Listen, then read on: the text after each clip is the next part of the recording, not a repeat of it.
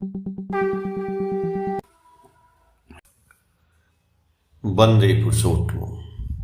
एक बार परम पूज्यपाद श्री श्री दादा ऋत्विक सम्मेलन में कर्मियों को संबोधित करते हुए बोले कि ठाकुर जी ने कहा है, दीक्षा लेकर नियम मुताबिक चलने से होती उन्नति उसकी तभी तो।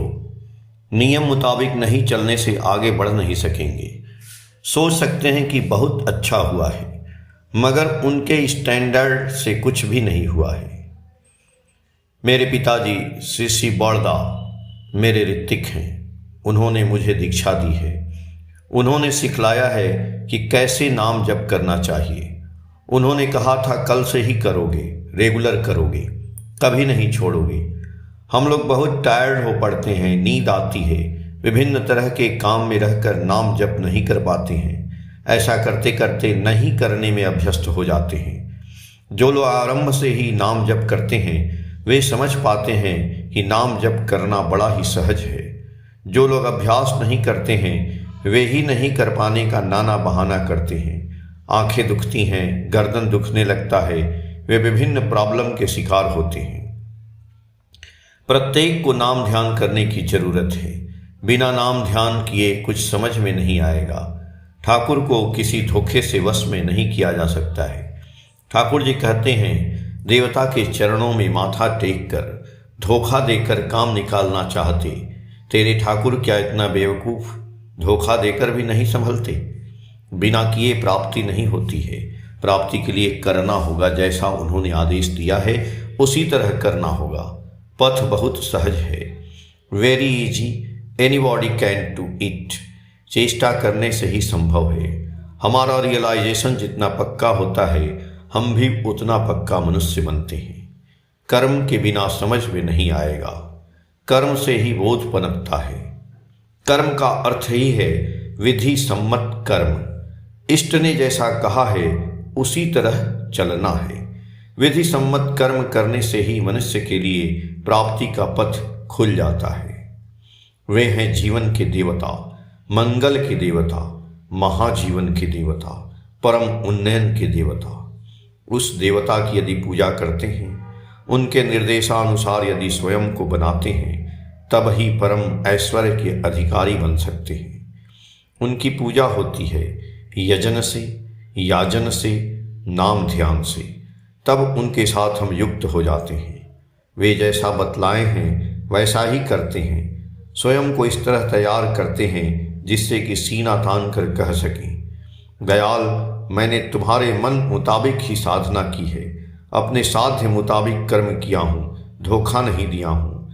मैं किया हूँ, मुझे मिला है, मेरा काम ही बतलाएगा मैं क्या किया हूँ। करने के अलावे दूसरा कोई पथ नहीं है। धोखा देकर मनुष्य को ठगा जा सकता है, स्वयं को ठग नहीं सकते। हमारे अंदर वे निवास करते हैं। तुम जानते हो तुम क्या हो। ठाकुर बोले हैं, जगन्नाथ को देखे हो, हाथ नहीं है, ठूठा जगन्नाथ है, लेकिन जो उनको पकड़ता है वे उसको छोड़ते नहीं हैं। ठाकुर जी को भी प्राणपण से पकड़ना चाहिए, प्रेम करके, सेवा देकर, उनके मन के जैसा बनकर, साधना के माध्यम से तभी उनके पास पहुंच सकते हैं। तब हम गर्व से कह सकते हैं, मैं तुम्हारी ही संतान हूँ, तुम्हारी इच्छा ही मेरी इच्छा है। जो भी काम में मुझे नियुक्त करेंगे वह काम मेरा काम होगा। तुम छोड़कर मेरा और कोई नहीं है। मेरी पत्नी, पुत्र, कन्या, आत्मज, दोस्त, विषय, संपत्ति आदि सब कुछ तुम्हारा ही अवदान है। सब कुछ तुम्हें तृप्त करने के लिए है। तुमको छोड़कर मुझे और कुछ नहीं चाहिए। तुम्हें पाना चाहता हूँ, सिर्फ तुम्हें। परम पूज्यपाद श्री श्री आचार्य देव गत 341वें ऋत्विक सम्मेलन में हम प्रत्येक कर्मीगण को संबोधित करते हुए बोले कि जब भी हम किसी उत्सव या आयोजन में जाते हैं, दिन के अंत में वहाँ से क्या लेकर लौटते हैं? कभी सोच कर देखा है?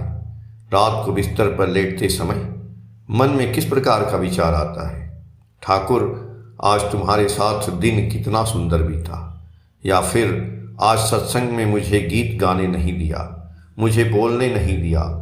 ऐसे विचार उत्सव में कितनी धूमधाम से हुई। कितने सुंदर गीत संगीत हुए, कितनी शानदार प्रवचन दी गई, भंडारे का प्रसाद कितना स्वादिष्ट था। क्या सिर्फ इन्हीं चीज़ों को लेकर हम अंत में लौटते हैं? तो यह तो सिर्फ आयोजन पाना बन जाता है।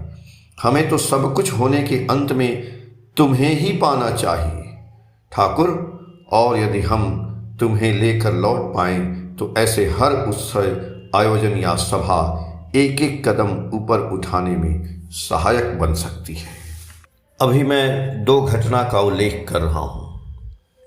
लालदा के पिता हरिनंदन प्रसाद ठाकुर के निकट आए हैं। उस समय ठाकुर तकिए पर भार देकर गड़गड़ा से तंबाकू सेवन कर रहे हैं। हरिनंदन दास सोचते हैं कि इस बार किस जमींदार के पल्ला में पड़ा। ठाकुर कहते हैं, रोज एक काम सुंदर रूप से संपादन करके यदि भार, मास या आयतन वालूम को बनाया जाए तो आंधी से भूसी की तरह उड़ना होगा। हरिनंदन दा का इष्टवृत्ति संबंधी कुछ गोलमाल था। ठाकुर के उक्त वाक्य ने विद्युत की तरह हरिनंदन दा को विद्ध किया। तत्पश्चात ठाकुर बोले, एक शिक्षक ठीक हो जाने से पूरा समाज ठीक हो जाता है। हरिनंदन दा उच्च विद्यालय के प्रधानाध्यापक थे। उन बातों ने हरिनंदन दा के अंतर को झकझोर दिया। उन्होंने अपने पुत्र लालदा से कहा, जबरदस्त गुरु मिला है, सारी ग्रंथियों का बिल्कुल समाधान कर देंगे। और एक बार हरिनंदन दा अपने लड़के लालदा को साथ लाकर ठाकुर से बोले, ठाकुर इसकी आयु रेखा नहीं है। ठाकुर ने देखूं बोलकर लालदा का हाथ देखकर कहा, अनेक परमायु है। लालदा के पिता दादा सभी ने 63 वर्ष की आयु में परलोक गमन किया है और लालदा ने 82 वर्ष में देह रक्षा की। अतएव सोचता हूँ हम प्रत्येक इसी रूप में कितनी तरह से ठाकुर की अजच्छल दया नियत पाते चले हैं। उसी प्राप्ति का बाह्य प्रकाश है उत्सव, संघत समावेश। देश के नाना प्रांतों में अनेक केंद्र मंदिर बन चुके हैं, भविष्य में और भी बनेंगे। हम लोग आगे बढ़ते चले हैं। यह जो विशाल संगठन है, इसमें विभिन्न गति प्रकृति के मनुष्य आ सकते हैं, अच्छी प्रकृति के मनुष्य आ सकते हैं, फिर असत प्रकृति के मनुष्य भी आ सकते हैं, भ्रष्ट मनुष्य भी आ सकते हैं। प्रत्येक के साथ ठीक ठीक व्यवहार करना होगा, पर हर क्षेत्र में एक जैसा ट्रीटमेंट आवश्यक नहीं होगा। जिसके साथ जैसा व्यवहार करना समीचीन है, वैसा ही व्यवहार हमारे पास रहने से तभी हम उसे दे पाएंगे। पारिवारिक जीवन में भी हम लोगों को नाना तरह की परिस्थिति का सामना करना पड़ता है। संभवतः पत्नी के साथ किसी विषय को लेकर मनमुटाव, चित्कार, हल्ला गुल्ला हुआ। पारिवारिक क्षेत्र में हम लोग इतना ही निर्भरशील हैं कि ऐसा मनमुटाव अधिक समय तक नहीं रखा जाता है। कुछ क्षणों के बाद ही प्रेम भाव करना जरूरी हो पड़ता है। अनेक क्षेत्रों में सहकर्मी के साथ मनोमालिन्य होने पर अहंकार के चलते उसके निकट जा नहीं पाता हूँ। सोचता हूँ मैं क्यों जाऊँगा, वह तो आ सकता है।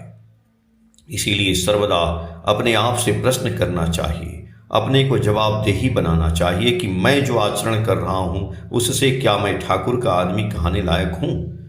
वे किंतु सब और लक्ष्य रखे हुए हैं, बारीकी से लेखा जोखा के लिए खाता खोल कर बैठे हैं। अतः इस विषय में सदैव सावधान रहना चाहिए। ठाकुर से हम जो प्रार्थना करते हैं वे वही मंजूर भी करते हैं। जो कोई अर्थमान यश की प्रार्थना करता है वह अर्थमान यश पाता है, किंतु ठाकुर चाहते हैं कि हम जिससे परम पिता की प्रार्थना करें, परम पिता की चाहत करने पर उनको पाऊंगा, उनको लेकर अनाविल आनंद से रह सकूंगा और अर्थमान यश की आकांक्षा करने से वही पाऊंगा। किंतु दुर्योग में भूसी की तरह क्षण भर में सब उड़ जा सकता है। पिताजी से सुनी हुई एक घटना याद आ रही है। एक भाई ने ठाकुर से प्रार्थना की, ठाकुर मुझे अर्थमान यश चाहिए। ठाकुर बोले, परम पिता को चाहो। वह बोला, नहीं ठाकुर, मुझे अर्थमान यश चाहिए। ठाकुर ने अंत में उस मनुष्य के इच्छाधीन होकर वही मंजूर किया। ठाकुर ने उसको प्रचुर दिया। अर्थ मान यश सब आए और एक दिन काल की गति से सब चले भी गए। लंबे अरसे के बाद वह ठाकुर के निकट आया है। उसकी मलिन दशा है। ठाकुर ने उसकी दशा देखकर नाम धरकर पुकारा, तुम अमुक हो ना? ठाकुर ने उसे देखते ही पहचान लिया। अर्थमान यश के पथ की परिणति ने उसे अनुतप्त कर दिया था। जीवन के अवशिष्ट दिनों के लिए उन्होंने परमपिता को पाने का पथ धरकर चलना शुरू किया। हम लोग जिसे सर्वदा असली की ही परमपिता आशा करते हैं, व्यर्थ में घलुआ अर्थमान यश इत्यादि के पीछे दौड़कर जीवन के आनंद से अपने को वंचित नहीं करना है। देश के नाना प्रांतों में बहुत से केंद्र मंदिर बन चुके हैं। हम लोगों में अनेक डॉक्टर हैं जो सभी एक दिन निकटवर्ती रिमोट किसी केंद्र मंदिर में जाकर मुफ्त में यदि मेडिकल कैंप करके सेवा दें तो उससे अनेक गरीब मनुष्य उपकृत हो सकते हैं। और जो लोग शिक्षक हैं वे भी एक दिन निःशुल्क यदि शिक्षा दे पाएँ तो बहुत छात्र उपकृत होंगे। इस सेवामूलक कार्य के माध्यम से एवं याजन इत्यादि भी किया जाए तो समाज में केंद्र मंदिर की प्रासंगिकता बढ़ जाएगी। जय गुरु।